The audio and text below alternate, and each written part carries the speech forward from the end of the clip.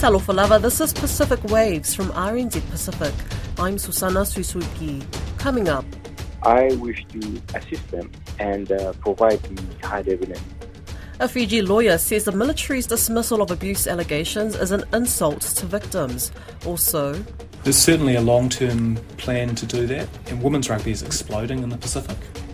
Critical decisions will be made for Pacific Rugby.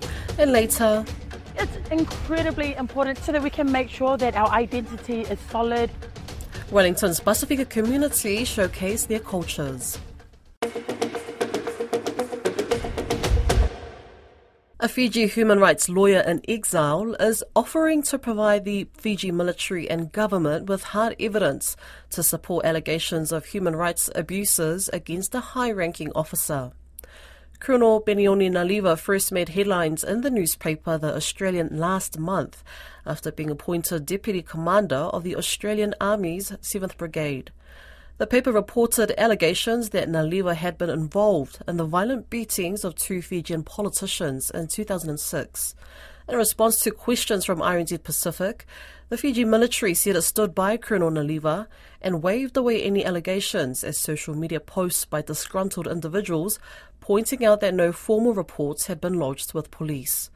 But lawyer Aman Ravindra Singh told Koroi Hawkins he's concerned that the Fiji military and government have been quick to dismiss such serious allegations against a high-ranking officer. Well, the fact of the matter is that since the Bainimarama coup, which was on the 5th of December 2006, I have been tracking human rights violations, which includes police, military and prison torture and brutality against persons. And I have also been documenting this. It's a widely known fact that with regards to my human rights work that I've been doing over many, many years and exposing torture and brutality over the years. So I have been putting together documents and I have, I'd say, an abundance of evidence with me. And in regards to the allegations being being brought against Colonel Naliva, what are we talking of? Do you know? Can you describe any of the incidents involved without obviously implicating anyone or unnecessarily exposing witnesses or victims to any kind of scrutiny? With regards to Colonel Naliva's victims, there are certain persons who have spoken out publicly. In the recent weeks, there has been evidence on social media for the last 10 plus years.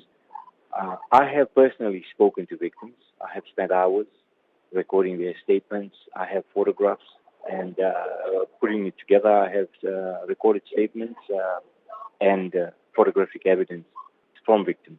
And what is, you obviously came forward off the back of a statement that was put to us by the Fiji military saying they stand by Naliva and all of the allegations are just noise on social media, so to speak, no official complaints laid.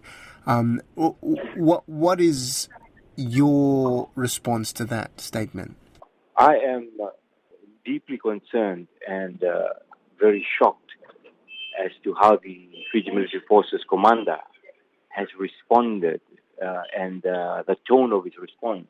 Firstly, the tone of his response is very casual, and the shocking part being that he seems to very casually dismiss these very serious allegations of torture, which, while it remains an allegation, has been directly pointed towards a colonel, a senior colonel from the Fiji military forces who currently is embedded with the 7th Brigade in a very senior position once again as Deputy Commander in the Australian Defence Force.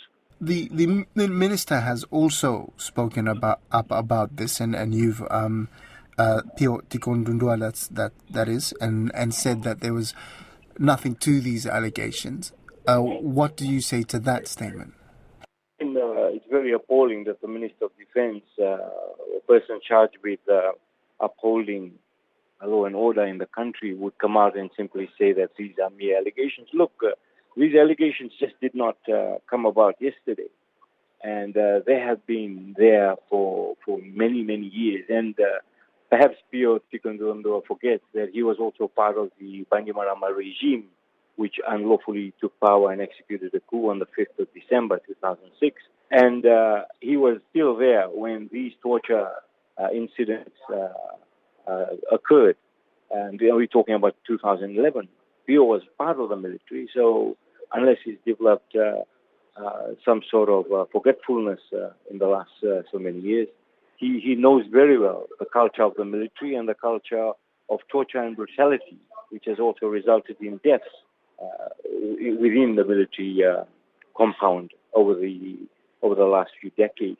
So for him to again come out very casually and say these are mere allegations is very worrisome and farcical coming from the Minister of Home Affairs.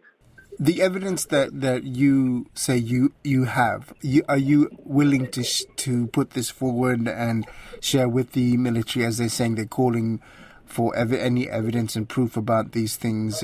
My motive at this very point is to continue to advocate and expose incidents of torture back in Fiji. And at this particular point, since the Minister for Home Affairs and the military commander have both come out and very casually dismissed these allegations, I wish to assist them and provide the hard evidence to enable them to look at it. And perhaps I'm quite positive. After looking at the evidence, they may even change their minds. But it is a total insult to all victims and the people of Fiji to come out and simply say these are mere allegations and there is nothing to prove, and that we're dismissing these allegations. You can't do that. Was there ever a police investigation? No.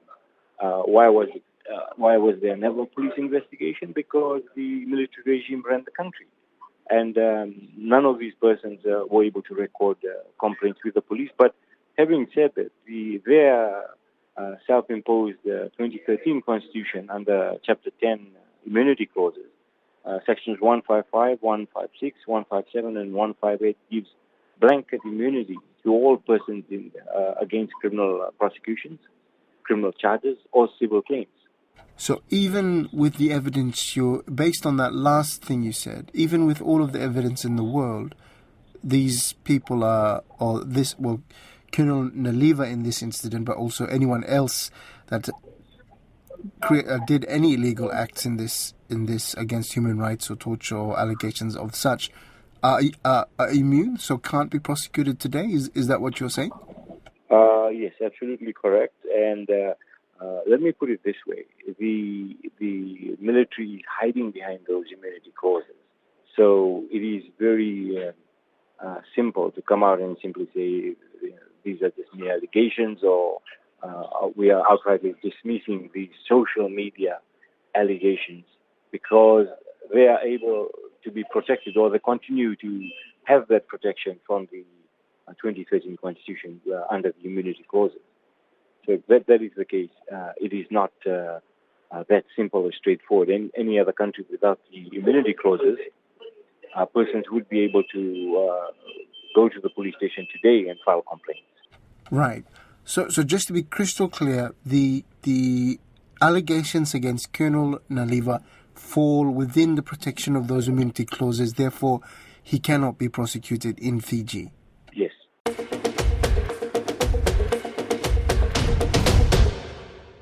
Rugby in the Pacific continues to go through some critical phases as World Rugby works with the region's rugby nations on mapping pathways and player development plans. Fiji and Tonga are searching for head coaches to lead their respective teams in the build-up to the 2027 Rugby World Cup in Australia. And both World Rugby and the New Zealand Rugby Union said critical decisions need to be made and steps taken to ensure the game continues to thrive and achieve the highest levels possible. Elias Atora has the story. Former Flying Fijians captain and coach Simon Rewa-Lui, now World Rugby's high performance pathway and player development manager, says while the capabilities of coaches is important, it is critical that coaches selected for island unions understand the culture and the people they will represent. For me, being from the Pacific Islands, being Fijian, we have very similar cultures, Tonga, Samoa. There has to be a cultural fit. There has to be something that is a connection back to the people. There's a connection back to who we are, what's important to us, our why. Why do we play for Tonga? What's important for us in the red jerseys? So I think all those aspects will be looked at when we're looking at a head coach. Rewa Lui says support staff are important as well, adding if unions are going to ask members of the public to invest in teams, then the unions should be investing in the people as well. The staff that supports that head coach is just as important. There has to be alignment. It's not just the X's on the field, a lot of good coaches. What is important to Tongans, what is important to if we're going to ask the people to invest in the team, we must invest in the people. Meanwhile, Chris Landrum, New Zealand Rugby's General Manager, Professional Rugby and Performance, says the Zanzar unions are looking at potentially including the Flying Fijians and Japan in the Rugby Championship. Yeah, well, we're having discussions currently with our Zanzar partners about the future of the Rugby Championship, and it's certainly true that both Fiji and Japan are potential additions into the tournament at some stage in the future. I think it's really important that both nations are ready, both from a performance perspective as well as a financial perspective, to enter that competition, and that's something that we'll be discussing in the coming weeks. Chris Landrum says there are also ongoing discussions on merging the Super Rugby W competition in Australia with New Zealand's Super Rugby Aupiki competition. There's certainly a long-term plan to do that, and women's rugby is exploding in the Pacific. And so there's huge opportunity as we build both the competition, the domestic competition for women's rugby in this region, but also more broadly in terms of international rugby for more and more linkages directly with the Pacifica nations. Mr. Landrum believes the inclusion of the Penina Pacifica women's team in the Super W competition this year and the Moana Pacifica Under-20 Championship this month are new developments that will continue to boost rugby development growth in the Pacific. Wellington's Pacific community came together to honour their rich cultural heritage at the annual Wellington Pacifica Festival over the weekend. Pride and passion for Pacifica excellence was on full display down at Waitangi Park. Tiana Haxton was in Te Whanganui Atara for the event.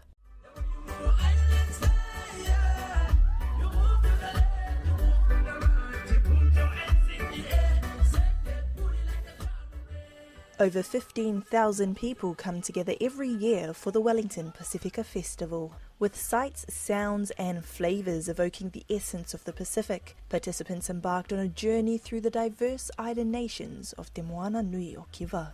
Brunella Tawira Kisona, the event's MC, emphasised its significance in maintaining cultural ties to the homeland.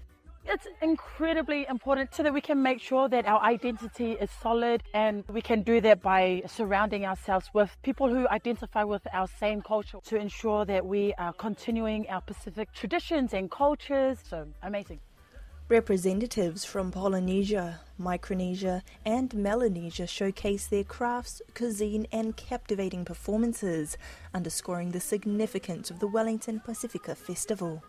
Selwyn Teho of the Solomon Islands community says while maintaining connections among Pacific communities at the festival were important, it was also an open invitation for people of all backgrounds to experience various Pacifica cultures. It's a day where we come and then share our cultures with other Pacific countries too, and then to share it with the whole Wellington community. Youth involvement in cultural preservation was emphasised by Teho, who expressed pride in seeing different generations unite on stage. Seeing our new generation and the older generation together on the stage is just really amazing. It means a lot to us. Echoing similar sentiments, the Porirua Samoan Methodist Youth Group says having family support at cultural events was special. Vaiolini Ayono led a team of first-time performers on stage, while their parents cheered them on from the audience. Very special, especially for our young girls who are first-time performing. They do get stage fright, and so it's good to have all our mums and dads here to support our young kids. So we like to celebrate our culture with everybody here. PMN radio personality Sus Nation Seta performed alongside Cook Island's champion dancer Caroline Bishop. The two led a cultural activation space, engaging attendees in the traditional dance forms of Urakuki Airani. Seta expressed gratitude for the opportunity to share Pacifica heritage. The crowd, the atmosphere, absolutely amazing. It is an absolute honor and a privilege to be celebrating Pacifica and Pacifica excellence at a festival like this. Saturday's resounding success underscores the enduring vibrancy and value of Pacific Island heritage in Aotearoa. The Wellington Pacifica Festival yet again left attendees eagerly anticipating next year's event.